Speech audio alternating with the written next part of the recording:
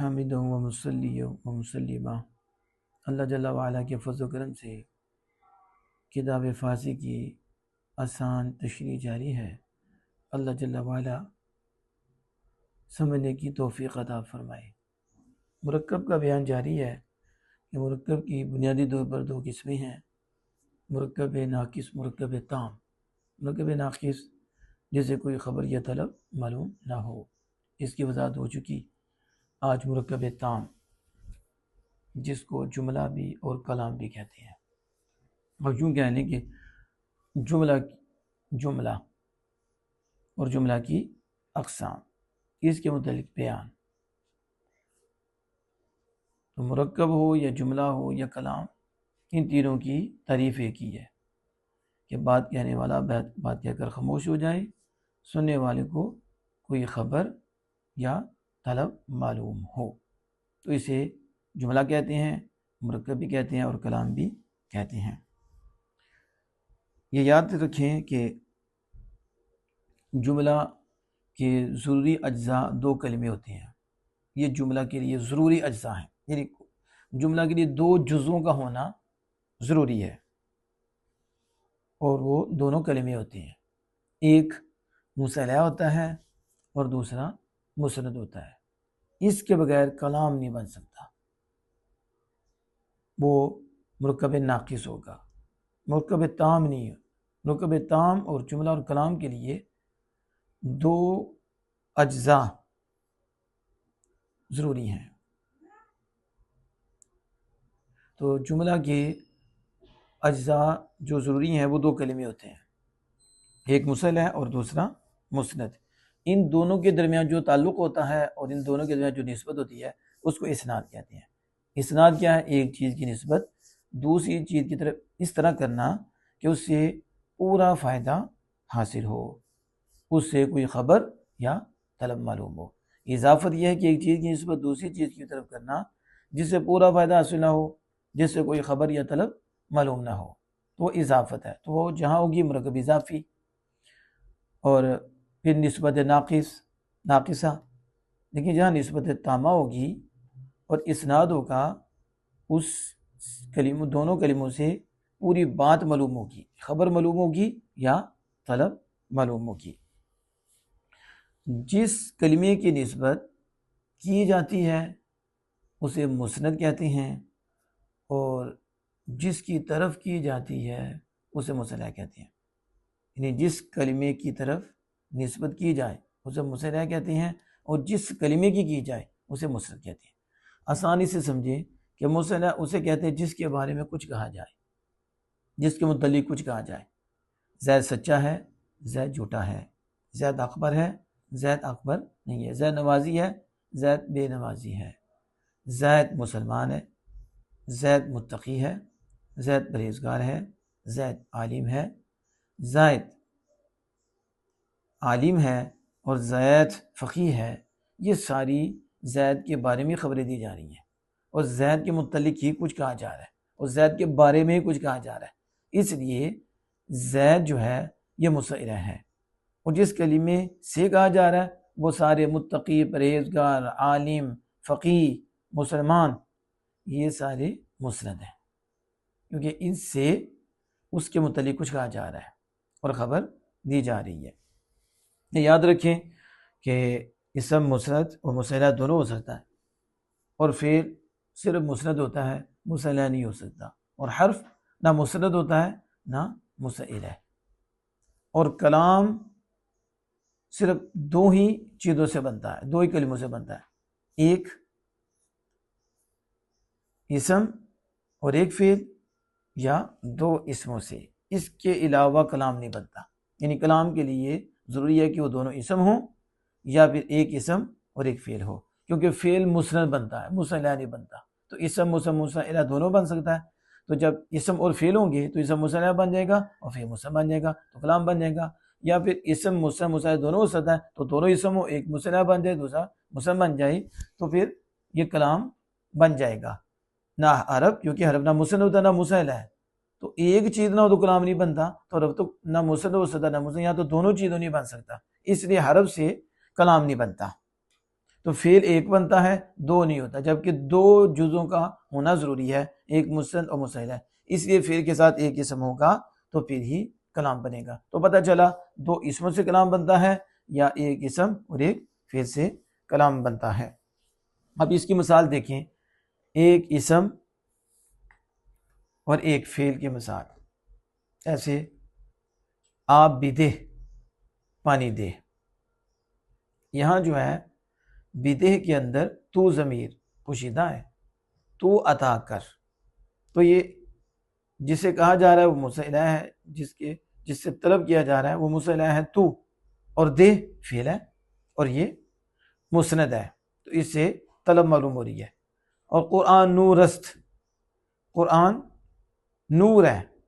یا دونوں اسم ہے اور اس سے خبر معلوم ہو رہی ہے، تو دو اسموں سے کلام بن رہا ہے، ایک اسم مسئلہ ہے اور دوسرا مسند ہے، یعنی قرآن مسئلہ ہے، قرآن کے بارے میں کچھ کہا جا رہا ہے، اور نور جس کے ذریعے کہا جا رہا ہے اور جس سے کہا جا رہا ہے، قرآن کیا ہے؟ نور ہے، اور سین تا یہ رابطہ ہے، یہاں دیکھیں قرآن و رس، اس سے ایک خبر معلوم ہوئی ہے، اور دو اسم ہے تو دو اسموں سے کلام بنا ہے، اور آپ بھی دے یہاں ایک اسم اور پھر سے کلام بنا ہے۔ یہ یاد رکھیں کہ جملہ کی بھی دو قسمیں ہیں، کلام کی دو قسمیں ہیں، جملہ خبریہ، جملہ انشائیہ۔ جملہ خبریہ وہ جملہ جس سے کوئی خبر معلوم ہو، اور جملہ انشائیہ وہ جملہ ہے جس سے کوئی طلب وغیرہ معلوم ہو۔ اب دونوں مثالیں اوپر ہو گیا، قرآن و رس، قرآن نور ہے، اس سے خبر معلوم ہوئی، آپ بھی دے پانی دے، اس سے طلب معلوم ہوئی۔ جملہ اسمیہ خبریہ کیا ہے؟ فارسی میں جملہ خبریہ اسمیہ وہ ہے جس میں مسند اسم ہو، جس میں مسند اسم ہو، اور اگر مسند اسم نہ ہو، مسند فعل ہو تو جملہ فعلیہ خبریہ۔ تو جس جملے میں مسند اسم ہو، مسند کو دیکھا جائے گا کہ فارسی میں اگر مسند اسم ہے تو یہ جملہ، یہ عربی کا نہیں کہ پہلی جز کو دیکھا جائے گا کہ وہ اسم ہے تو جملہ اسمیہ ہو جائے گا، اور شروع میں فعل ہے تو جملہ فعلیہ ہو جائے گا، نہیں، ادھر یہ ہے کہ دوسری جز کو دیکھا جائے گا، دوسری جز مسند ہے، اسم مسند ہے تو وہ جملہ اسمیہ خبریہ، اور اگر دوسری جز فعل مسند ہے تو پھر وہ جملہ فعلیہ خبریہ ہے۔ اور پہلی جز مبتدا اور دوسری جز خبر، یعنی مسند الیہ جو ہے یہ اسے مبتدا کہیں گے، اور جو مسند ہے اس کو خبر کہیں گے۔ دو جز ہیں، مسند ہے اور مسند۔ جب جملہ اسمیہ ہوگا تو پہلی جز مسند الیہ کو مبتدا اور دوسری جز مسند کو خبر، اور اس کے آخر میں سین تا، نون دال، یا ساکن، یا دال ساکن، میم ساکن اور یا میم ساکن، یہ بطور ضمیر رابطہ کے کام آتے ہیں، یہ بطور ضمیر رابطہ کے کام آتے ہیں، یعنی یہ دو کلموں کے درمیان اسناد کے موجود ہونے کی علامت ہوتا ہے، یہ بتاتا ہے کہ دونوں کلموں کے درمیان اسناد ہے یہ۔ اور دوسرا مبتدا اور خبر کے درمیان ربط اور تعلق کا ذریعہ بھی ہوتا ہے، یعنی مبتدا اور خبر کے درمیان ملانے کا یہ ذریعہ بھی ہوتا ہے۔ یہ یاد رکھیں کہ رابطہ واحد یا جمع یا غائب، حاضر یا متکلم کا صیغہ ہونے میں اپنے مبتدا کے موافق ہوتا ہے۔ مبتدا اگر غائب ہے واحد تو رابطہ بھی واحد غائب،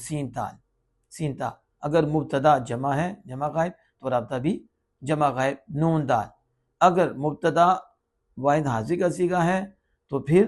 رابطہ بھی واحد حاضر یا ساکن، اور اگر مبتدا جمع حاضر کا صیغہ ہے تو پھر اس کا رابطہ بھی یا دال ساکن آئے گا، اگر مبتدا واحد متکلم ہے تو پھر اس کا رابطہ بھی واحد متکلم بھی آئے گا، میم ساکن، اور اگر مبتدا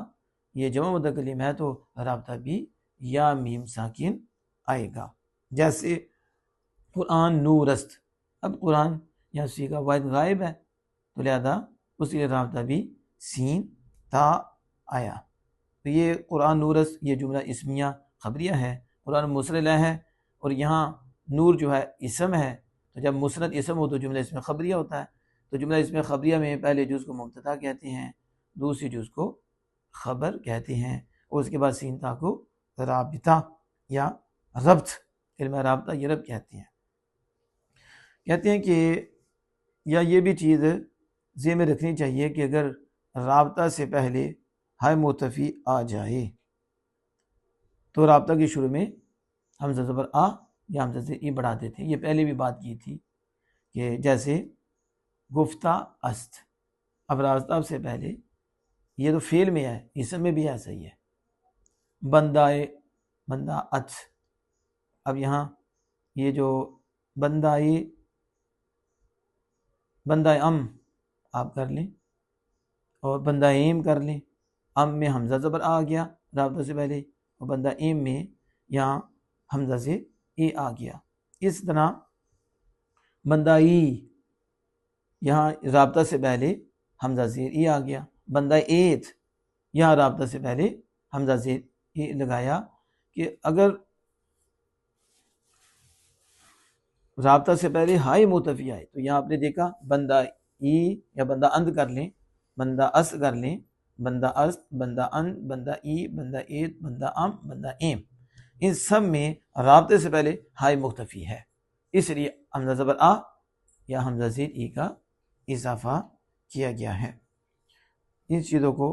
سامنے رکھیں گے تو انشاءاللہ آسانی سے آپ فارسی کے جملے اور مرکب کو پہچان جائیں گے، اور اسناد اور ربط اور رابطہ